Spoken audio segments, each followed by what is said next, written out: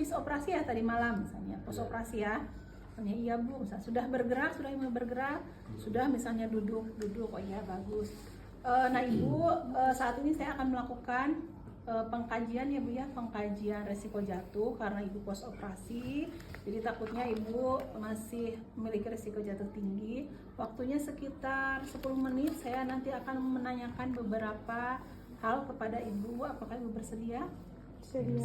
Waktunya, tempatnya di sini. Saya akan mulai ya Bu, siap-siap cuci tangan, pakai sarung tangan jika dibutuhkan ya. Mungkin kan tidak hanya pengkajian ini. Dalam 3 bulan terakhir pernah Ibu terjatuh?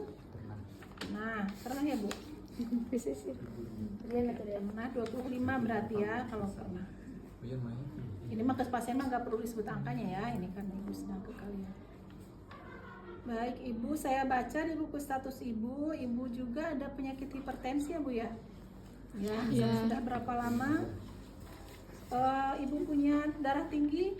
Saya sudah berapa tahun misalnya gitu. Tapi terkontrol Bu, suka ke mengkonsumsi obat secara teratur. Iya, ke puskesmas misalnya ya. Tetap aja 15. Oke, Ibu, kan Ibu udah mulai duduk ya kata Ibu tadi. Nah, kalau berjalan sudah mulai Bu? Belum misalnya ya. Nah, kalau misalnya pasien belum mulai bergerak, bisa kita cek kalau memungkinkan ya. Kalau misalnya sudah tidak dalam efek anestesi, bisa kita langsung tes ya untuk memastikan apakah pasien memang membutuhkan alat bantu misalnya ya atau tidak. Jadi untuk poin nomor 3 bisa kita langsung cek.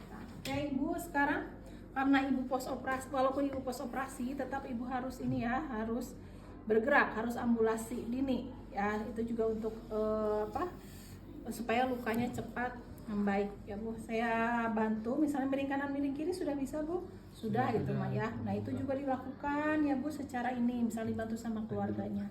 Miring kanan, miring kiri, Ibu jangan begini terus ya. Misal kalau Ibu sakit bisa gunakan teknik relaksasi nafas dalam sambil diajarkan teknik relaksasi nafas dalam ya. Bu sekarang kita coba ini ya Bu, Ibu bisa bangun sendiri. Misalnya kalau bisa biarkan si Ibu sendiri. Kalau tidak kita bantu ambulasi pasien atau mobilisasi pasien, termasuk juga dalam manajemen pasien resiko jatuh ya, dengan memperhatikan ergonomis. Kemarin kan kita sudah belajar ergonomis ya di kelas gitu. Jadi membantu pasien pun tetap kita harus memastikan keselamatan kerja atau keselamatan si perawatnya ya. Jadi kuda-kuda terus persiapkan lihat rasio antara beban pasien dan beban kita. Kalau pasiennya kecil mah mungkin bisa sama sendiri. Kalau pasiennya gede ya jangan memaksakan ya, bersama berdua misalnya atau minta ya tergantung ini pasiennya. Mari Bu, misalnya, nah ini tangannya ke pundak kita ya, bisa dibantu sama keluarganya yang satu lagi. Duduk seperti ini, biarkan dulu. Ibu sudah bisa sendiri, misalnya bergeser. Tidak. Nah sekarang mau nyoba di sini. Kalau mau nyoba berarti ininya dibantu sedikit-sedikit. Sedikit-sedikit geser. Jangan kita. Jadi bebannya jangan ke kita diinikannya ya. Tapi si ibunya juga harus dikomando. Geser Bu. Ayo sama bareng-bareng sama saya. 1, 2, 3. Nah ini geser sedikit-sedikit. Oke. 1, 2, 3. 1, 2, 3 misalnya ya sampai kakinya ke bawah. Ya. Oke. Kalau sudah misalnya sudah cukup, Ibu bisa kembali lagi.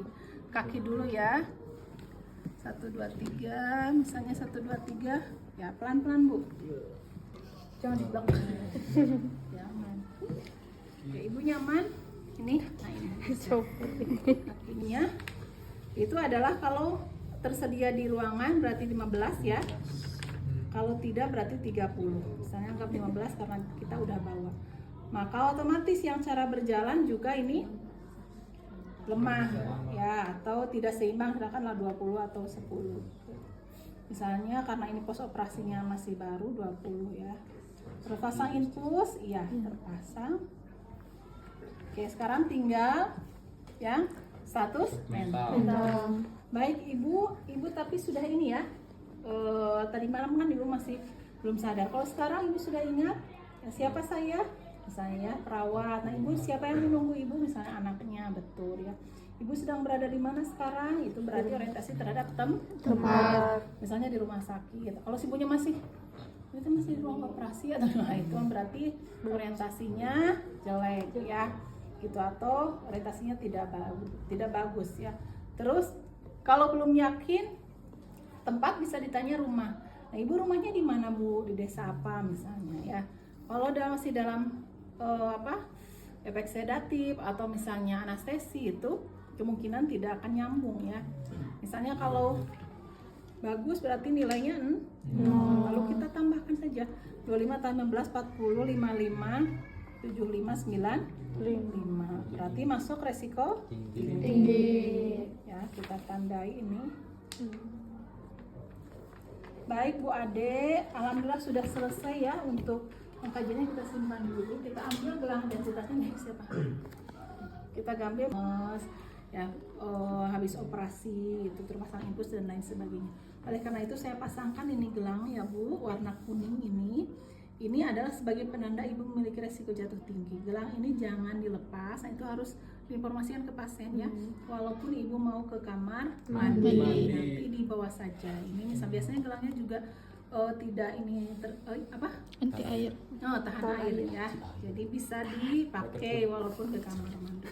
Kalau anti air, kalau anti air kembalikan.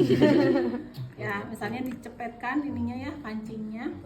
Dan nanti kalau ada kancing itu terpasang, walaupun bukan saya nanti yang melanjutkan merawat, juga perawat tersebut harusnya tahu ya bahwa pasien tersebut memiliki risiko jatuh ya. Kemudian ibu ini kan harus dipasang ya Bu ya. Misalnya keluarganya sudah tahu cara masangnya kan, tinggal ini Bu misalnya atau Pak. Nah, sampai terdengar bunyi seperti itu ya. Ini ya Bu. Oke, iya semuanya. Nah, selama ibu masih memiliki resiko jatuh tinggi, ya itu ini harus selalu terpasang ya kepada ininya, misalnya pada keluarganya juga. Terus ini lampunya harus selalu terang ya, selalu nyala. Kemudian ini saya dekatkan bel emergensinya. Kalau ada apa-apa silahkan ibu bisa langsung pijit saja. Misalnya ibu mau turun itu jangan sendiri ya.